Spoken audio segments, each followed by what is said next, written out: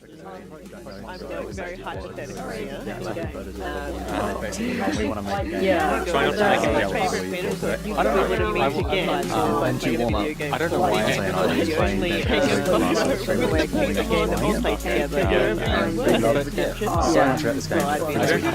Welcome to the FedCast. Hello and welcome to the FedCast, a video game podcast by GameFed. I'm Dan Freeds. Oh, sorry. I'm Fudgett. I'm sorry, I went first. Alright, do we want to start again on that? Yeah, let's just keep going. I'm Okay. Jamie Plays. I'm Nido, I guess. And I'm Dan Freeds. Let's start by discussing a question Nido left us at the end of his latest. Sorry, guys. Getting a bit Let's just tongue-tied. not even cut this. Let's just keep this in. Yeah, let's just keep this This in. is Let's amazing. just Yeah. keep going. This is great. Quality content. Quality stuff. Yeah. All right. Yes, absolutely. Well, let's start the first topic. We're going to speak about what Nido left us with at the end of his latest Fast 5 video. Would you like to meet the love of your life in a video game, and if so, what game? So, yeah, for me, I suppose it's kind of a good way to, I don't know, get into the dating game, let's say, because you don't have to, like, fully personalize yourself or be yourself. You feel a bit more comfortable in the middle of a game. Mm-hmm. I don't know, with talking to people, I guess, because I'm a very, let's just say weird for the moment person. I agree with that. And I don't really work very well in real world social context. So for me, I think I could be into that. Which game I would be doing that on, I'm not sure. I'd like to say something along the lines of maybe Breath of the Wild, but maybe that's just because, I don't know, I think it's really cool atmosphere and all that kind of stuff. Mm-hmm. Yeah. Aww. So, just to confirm, are we speaking about meeting an NPC and falling in love with them, or a real life person?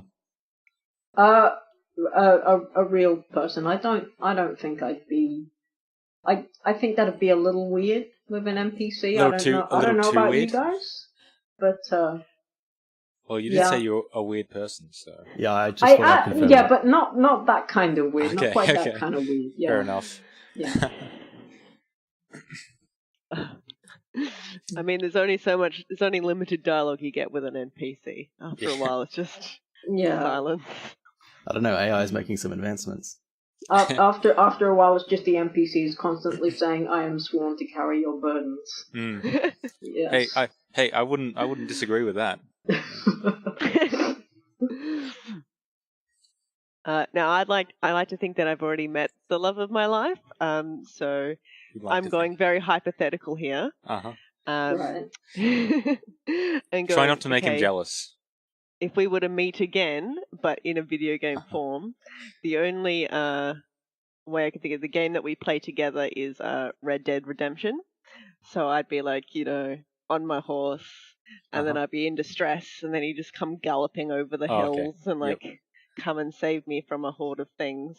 And then, I would then save him because that I feel like, Equality. yeah, exactly. I feel like that would really bond us together if we both saved each other. Mhm. And, that would be beautiful. Mm-hmm. How about Okay. you, Nido? Yeah, so I wasn't sure if I could answer this question myself when I thought of this question. Meeting someone in a video game, I think, would be. I wouldn't expect it, but I wouldn't disagree with it. It'd be a nice surprise. Yeah. So what game? I don't know. I think maybe I actually have maybe I don't know Elder Scrolls Online because that's a shitty game for a shitty person like me. So, I don't know. I'm not sure. I don't know why I thought of this question because I knew I probably wouldn't be able to answer it. But yeah, I think meeting someone online would be the same as meeting someone in a park or something. It's just by random. You don't necessarily end up or expecting something like that, and in a way, it's natural, I guess. So, yeah, that's my 2 cents on the issue. The thing that surprised me about playing games that I didn't expect when I was growing up playing games, because I didn't have the internet when I was a kid, and I think it's that feeling like you really do make strong like friendships and just relationships in that sense. And I just wasn't like I have so many more friends now than I wouldn't have had if it wasn't for games, and I think that's amazing. So I think it's definitely part of our lives now. We can't get rid of it. And I think it's very one of the positives of games that often if you're outside of games, can seem very strange, but it's actually just reality. And I think I think more and more people. It's are something accepting that the older generation would just go, oh, you kids doing wacky stuff on the internet. I know, but they're it'll melt all your the brains. ones. They're all online dating anyway.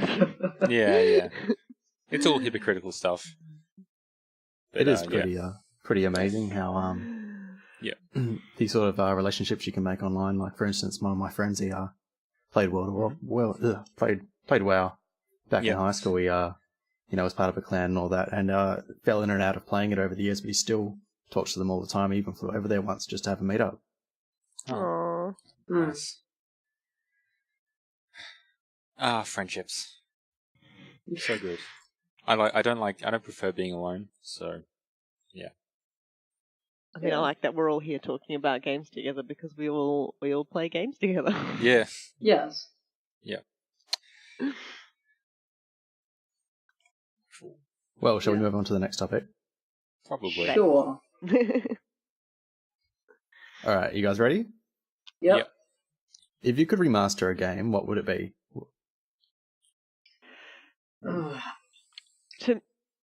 For me, the one that my brain always goes back to, I don't know if it actually deserves a remaster, but it's Brute Force. That's the first person. Brute Force. It's I have a never game. heard of that. Is it a first? Yeah, it is a first-person shooter. I think you can possibly go third person as well. But it's the first shooter game that I ever played, and we only got it because it Brute came Force. with the X. I remember Brute Force. Because it came with the Xbox, and my mum only ever bought us educational games, and racing safe kid games. And I was 11, and I was allowed to play the shooter game because we got it for free. And at first, I really struggled, but then between my brother and I, we just suddenly really loved this game. And I loved that I could play as like an AI character who was a sniper, whose eyes could like zoom in. So, it's like the ultimate sniper thing. Yeah. That's awesome. And also she had like fun catchphrases like shooting fish in a barrel and stuff. So I guess this question's also going to link up with your most nostalgic game, isn't it? Yeah. Would that be your most nostalgic That's one game? of them. Along with Fable, the original Fable, and this little car game, I can't remember what it's called, but yeah, that's it. Is it a top-down racer? No, it was the third in its series. It's like a little sort of racing game, but also like you could free roam the city. I'll have to look it up. Oh. Right. I feel like I know what you're talking about, Yeah, but me too. I don't know what it is. So with your game Brute Force, I looked it up and I found a tweet that Xbox executive Phil Spencer said that Brute Force will probably not be coming back to the Xbox anytime soon. That's a shame. Sorry, Jamie. I know, it's sad, but it's just it was great. There was the bad guy was called Shadoon, and we just took the piss out of it, but it was so much fun. Yeah. It's probably terrible. It's probably terrible. Gotta start a petition. Oh man. Yeah. We'll get tens of tens. Yeah. Yeah. So Well, 4 people will definitely sign it. I'll get on that. Yeah. Anyone else want to go? Yeah. Oh, if you want to Fudgett? Yep. Alright, sure. Yeah, I suppose for me, because I'm a bit of a Pokemon fan, I would probably go with Pokemon Snap, Pure Classic. Wow, I've never even heard of that one. Oh, You've never I know played it, but Pokemon I've never Snap? played it. No. Wow, it like, Taking photos such a of good. Pokemon on N64, right? Yeah. And while obviously the controls for the N64 were absolutely horrible to play it with, it was still a very entertaining game. And I think like one of the best parts, because you go around in like what this basically like sort of amphibian kind of car, which both like is both a boat and a car. And you go across the tracks and basically just like when Pokemon appear, you try to take pictures of them. But there's like special little things that you can do to kind of get the best pictures of these Pokemon, like things that you can do that will make them, like for instance, you've got Pikachu, and you could take a picture of Pikachu, but instead you throw like an apple over near the surfboard, and then Pikachu jumps onto the surfboard and starts riding the surfboard, and that's like amazing. a great pic. Yeah. Yes, I see that picture there. Yes. Yep. Okay. That's my take not, on not, what you've just not let us quite know, what I so- remember Pokemon Okay. Snap being, but yeah, that's not. Yeah.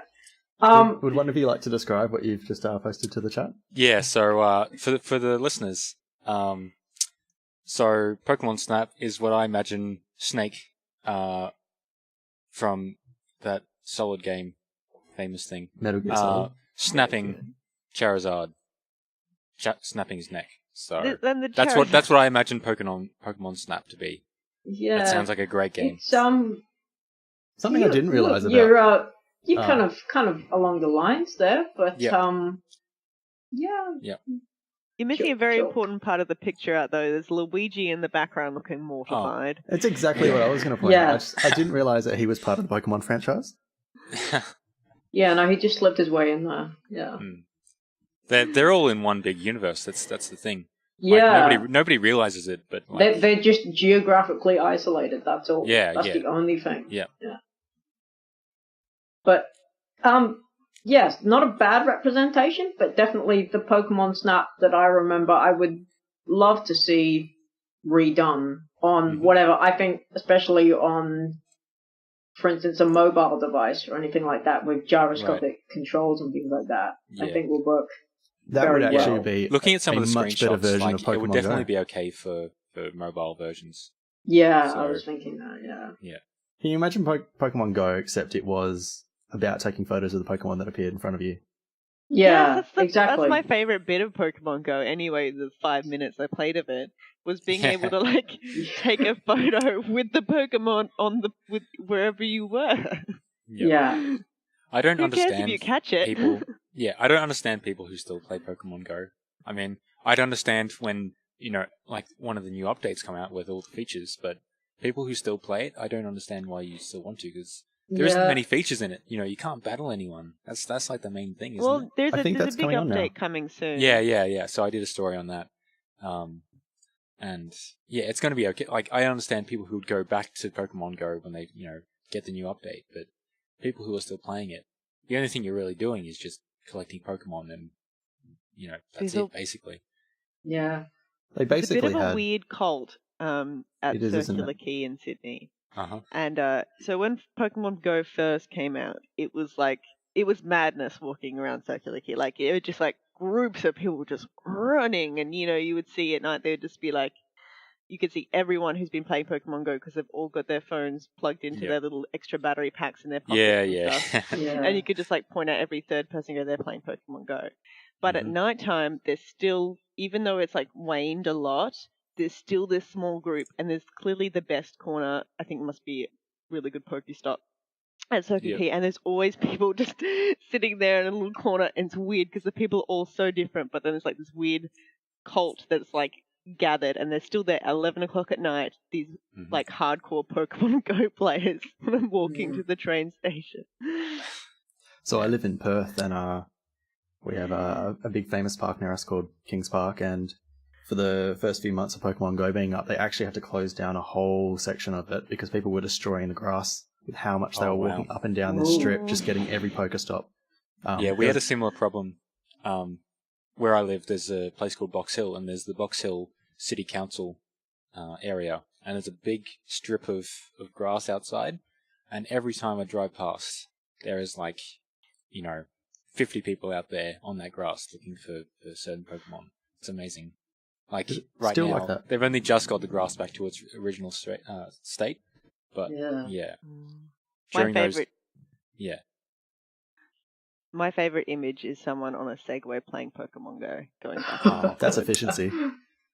That was a highlight.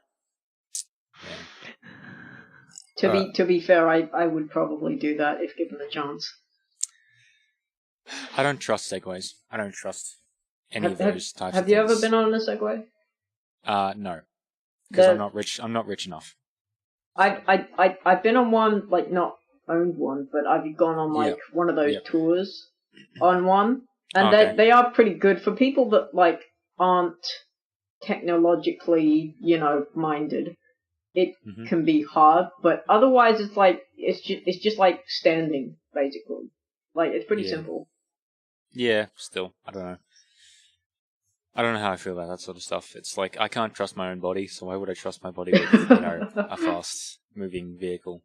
When I was in Yeah. Adelaide, I didn't see just someone on a Segway. I saw someone on one of those disc things. It's just like a disc, like they stand on without the handle. And he wasn't just doing that. He had Like his those girlfriend on hoverboard his things? back, We call them danger Segways. and they were just like, it was amazing. It blew my mind. I didn't even know such Mhm. things existed. I think like one of the things that astounds me. Do you know ripsticks? Yeah. Yeah. Yeah, Who doesn't? I don't get how those work. Like, They It's break magic. physics. It's all yeah. magic. They just yeah, like the people who make them are sorcerers. I'm sure. Yeah. Yeah, that's they don't show you behind the scenes because they don't want to ruin the magic. So You actually Right, need a yeah. magic stat of over 7 to equip that. they have to do like blood sacrifices or something for each one. Yeah. Get the Yu-Gi-Oh fusion cards. Yeah. Alright, shall we move on to the next remaster / nostalgic game?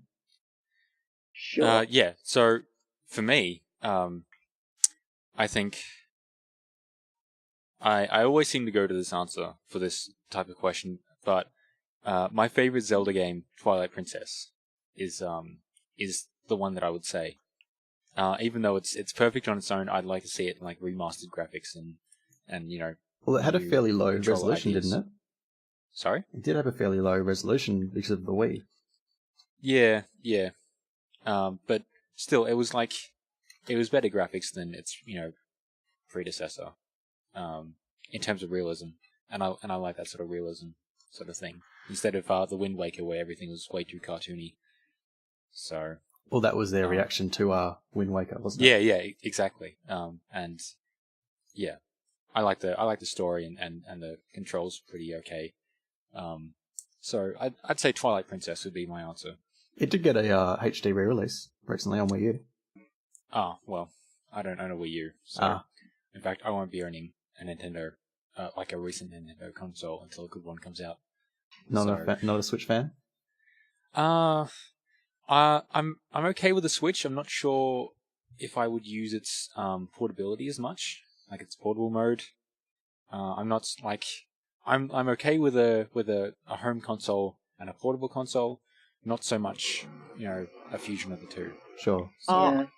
I love the idea that there's a fusion of the two. That's like, I probably won't own a Switch, but I love the idea of it, which is kind of the reason I'm not why... a mobile gamer, so I don't see how I can understand why people would buy it, but for me, I wouldn't use Sure. the other half of that function, which is going out and playing it as much. So for me, I'm the exact opposite because I travel a lot for my work. So I'm almost on a plane every other weekend, I think.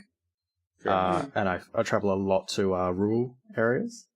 Okay. So I might be away from my my computer or my consoles at home for a week at a time. So it'd be great to know I could take those home gaming experiences with me. Yeah. My last tour was 7 weeks, and it's just like, oh man, it's like it like, especially also when you're not only when you're away from home, you don't have also the distractions of home. So, and you don't have, it's just you. Sometimes you don't know anyone in the city. and so you just like, yeah, well, this is the perfect time to game. Exactly. We actually work in a similar industry, don't we? So you and me would know exactly what we're talking about, being away from home for several weeks at a time. And I think that's one of the reasons. Also, I'm also on the train a lot. I have quite a big commute into work. But also, I think that's one of the reasons that's drawn me to the Windows 10 Xbox Play Anywhere. Yeah. Because it does let me, when I go on tour, I can take my AAA game and actually play it on my laptop. And which is just amazing. Yeah. The only problem with me is my laptop can't play any good games because it's a terrible laptop. So that's first world problems, but you know that was my reason why I actually splashed out and bought my fancy new Razer laptop. Oh, okay. Because I am very fortunate and wanted it for a long time and eventually saved up. Yeah. But I know I'm a very rare case in that scenario. Yeah. Because my previous laptop was $600 and was bought, 5 years ago at least. Yeah, same. Mine's like 4 years old. It was $700. And, yeah. It worked at the time then, now it's an old man at the moment. Sure. I'm in a similar situation. I'm pretty sure I can see wrinkles on it. Yeah. I use the opportunity to play a lot of older games on my laptop because I can't handle newer games on it. Yep. So I play a lot of the emulated Pokemon, like, Fire Red or something. Oh, well, you can emulate stuff on your laptop? Yeah. Emulators, man. I usually take the opportunity to go back and play some older RPGs. Like Final Fantasy VII. I pretty much almost finished that on my last... I still use my Game Boy Color. Oh, really? So, I still have my Game Boy Advance. I never owned an Advance. I was jealous of people who owned an Advance. See, I skipped the color, so the Advance was the first for me, and I was gonna say one of the nostalgia games for me actually was remastered, and that's Pokemon Sapphire. Yeah. But I still play Pokemon Sapphire because the game still works fine. Yeah. As a Game Boy Advance owner, I was very jealous of Game Boy SP owners for their backlight. Oh, right. I do have the SP with the backlit screen. Yeah. Very good. See, I was never rich enough to get those stuff. So. Well, this is where my brother and I, a lot of the gaming things were actually bought with my brother more in mind, but we shared them, or my parents were. Because my brother and I shared the same birthday. We're not twins, but we share the same birthday, so we were able to get joint presents. Oh, okay. Which is quite useful. Right. I remember back in the days of Game Boys and such, when I had the little accessory so that you could actually play it at night without the screen being completely black, and it was just you just plug in the light at the back of the Game Boy, and then switch it around the front, and it looked absolutely terrible, but it meant that like for just a little bit you could just play Pokemon while it was dark, and that was an amazing thing back then.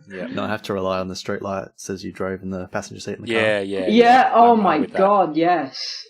What a time to be alive. My saddest moment playing, we'd had the Pokemon Sapphire game going for like almost 3 years, and my brother and I we'd had our different boxes in the little PC, like this is your Pokemon, these are my Pokemon, these are the shared Pokemon. And we've been working on our own teams for like years. And then I lent it to my cousin. I was like, look, you can play the game, but just don't save over our save file. Like, do what you want, but don't save it. Yeah. And she saved it. And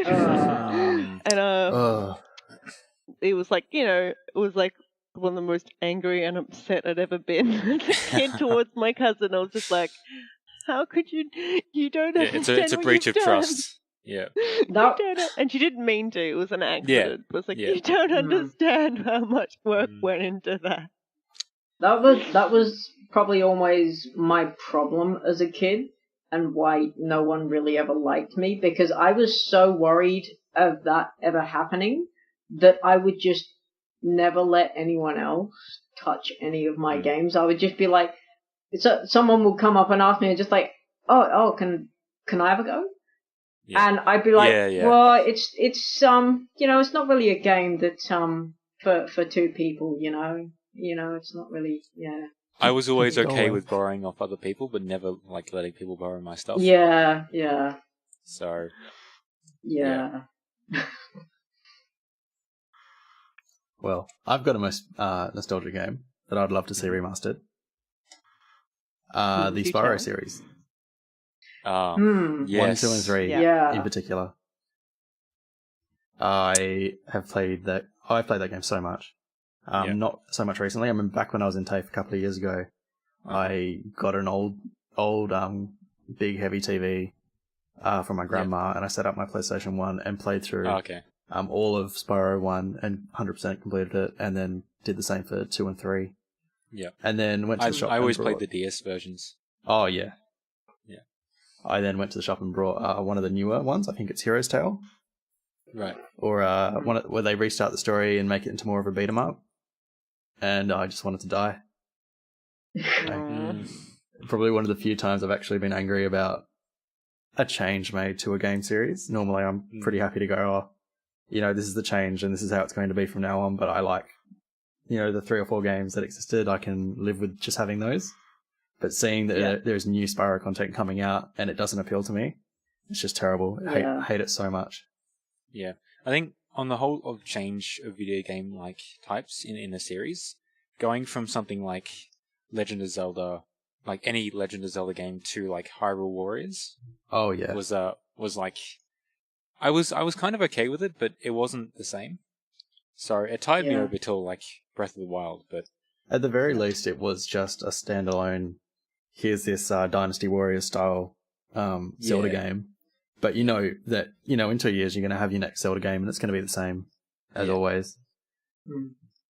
So. Yeah. How do you guys feel about like spiritual games that are like predecessors, which is like it's taking something that's the style of this game that you love, but without destroying the brand of that game that you love? I can talk about that because I've been playing ukulele recently. Oh, yep. Which is it good? I'm very tempted. So before I love BanjoKazooie, and if you don't know, the people who made BanjoKazooie made ukulele. Ukulele, yeah. And they've basically gone, we want to make a game that is BanjoKazooie for today. Mm-hmm. Yeah. And to warm up, my fiance and I have been playing BanjoKazooie for the last sort of 3 weeks, warming up into buying it. Okay. Yeah. And we love so much about this game that are things we hate, like the cameras, the way it works is just terrible. Yeah. It's very unforgiving. If you get hit 3 or 4 times and you die, you have to restart that level all over again. But ukulele has fixed those issues, and those were my only 2 big issues with BanjoKazooie. So yeah, they're pretty big issues. Very much loving it. I want all old games, but with an autosave function. Oh yeah, That's the thing when I play a game that's like a bit older, and you're like, oh, there's no autosave, and it breaks my heart when I forget that. My family always hated watching me play games because I was so obsessive with save files. Like every time I would play a game, almost like every few minutes, I would be saving, and then I'd save again just to make sure that I'd actually saved it right after that save. And everyone would hate me for it because it took up so much more time while they were just waiting for me to get off so they could play. No, yeah, I do that a few times, but the thing is, like, I'm practically an only child, so I never had to go through any of that, except for maybe my cousin, where we would share games like that. But I never had to go through that torment. Right. I was pretty lucky with my brother. We made a good gaming team because basically he had more time for video because I was a year older. I had a bit more schoolwork that I had to focus on, and I also had other hobbies like reading and stuff that he wasn't into. And so he put more time into learning the mechanics of a game. So he was always much better at the fighting. But I'm much better at the puzzle solving and the So you'd work together to do that sort of stuff. Yeah, so he would basically, it was like a pass the controller moment. And I don't know if you guys ever heard of the game Grabbed by the Ghoulies. Oh my god, I love that game. Which I've heard of that game. So there was like there's a few kind of like little jump scare. I mean, it's a cute game, but it's still like a jump scare. And then it would all like these little buttons would come in the bottom of the screen, and you'd have to hit the buttons in the correct order in a very fast time limit. It was like and so basically the jump scare would come up, and my brother would go and literally throw the controller at my face. So I would have to catch it and then button mash all these buttons in because I had a better reaction time than he did. Right. See, that's why they tell you to put the straps on for the Wii controllers now, because they figured that out. Yeah. Yeah. See, I had a similar situation.